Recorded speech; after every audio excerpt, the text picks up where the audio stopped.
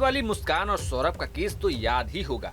फिर ऐसा ही एक मामला बलिया से सामने आया है, जहां पति के हाथ पैर काट दिए गए और धड़ और सिर को अलग करके सिर के साथ क्या किया गया उसे सुनकर आप चौंक जाएंगे। दरअसल पूरा मामला बलिया का है, जहां पर देवेंद्र कुमार की हत्या कर दी गई। लेकिन कहानी कहां से शुरू हुई वो जान लीजिए। आपको बता दें कि देवेंद्र कुमार पिछले कई दिनों से अचानक गायब हो गए थे। उनकी 50 साल की पत्नी माया देवी ने पति की गुमशुदगी की रिपोर्ट थाने में दर्ज करवाई। पुलिस देवेंद्र की तलाश में जुटी हुई थी। इसी बीच 10 मई को थाना सिकंदरपुर थाना क्षेत्र के गांव में एक लाश मिली। लाश के हाथ पैर कटे हुए थे। जांच पड़ताल के क्रम में अगले दिन कुएं से धड़ बरामद हो गया।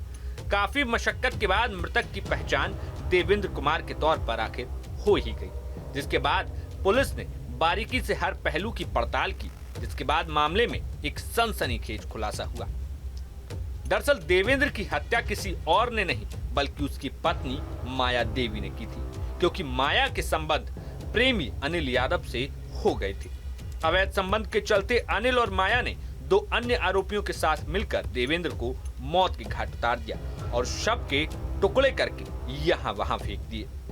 पुलिस की पकड़ में ना आ पाए इसलिए शव को इस तरीके से अलग अलग किया गया और सर को घाघरा नदी में फेंक दिया गया, तो वहीं धड़ को कुएं में डाल दिया गया और हाथ पैर खेतों में फैला दिए गए।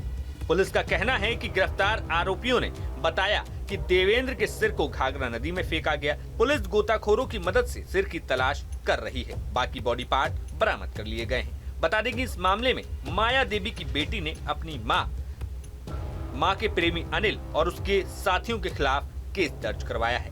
पुलिस ने माया और अनिल प्रेमी को पहले ही गिरफ्तार कर लिया था। बीते दिन पुलिस ने अनिल के 2 साथियों को भी एनकाउंटर के बाद गिरफ्तार कर लिया है। एक आरोपी के पैर में अब गोली लगी है। सुनिए क्या कुछ पुलिस ने बताया।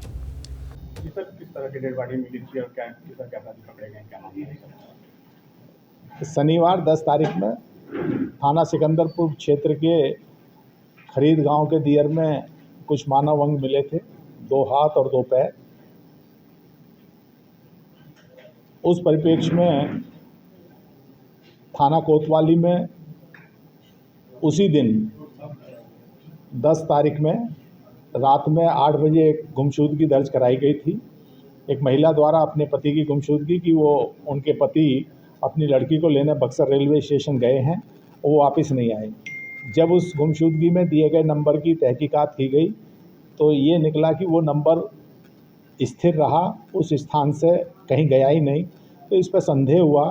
फिर जो वादनी थी उससे गहनता से पूछताछ की गई, परिवार के अन्य लोगों से पूछताछ की गई, तो इस घटना का खुलासा हुआ है। और इसमें जो आवेदिका थी गुमशुदगी की, उसी के द्वारा प्रेम प्रसंगों के चलते हुए अपने पति की अपने पुरुष मित्रों के साथ हत्या की गई और इस विभत्स हत्याकांड को अंजाम दिया गया। उसके शरीर के अंगों को काट के ट्रांसपोर्टेशन की लिहाज से कि अलग अलग जगह पे इन्हें डिस्पोज ऑफ कर देंगे, क्योंकि हर अपराधी का ये रहता है कि किसी तरह से पहचान ना हो। लेकिन ये कड़ी से कड़ी जुड़ती गई और इस पूरी घटना का पर्दाफाश हुआ है। महिला सहित उसके 3 मित्रों को जेल भेजा जा रहा है। कुल 4 लोग इसमें जेल जा रहे हैं। इस घटना में प्रयुक्त बोलेरो गाड़ी भी बरामद की गई है तथा जो आला कत्ल हैं जिससे उनके शरीर के अंग काटे गए थे उसको भी बरामद किया गया है। इस मामले में कुछ लोगों के एनकाउंटर भी हुए हैं सर। इस पूरी घटना की विवेचना के दौरान पूरी हमारे जनपद की पुलिस हाई अलर्ट पे थी, जगह जगह चेकिंग चल रही थी।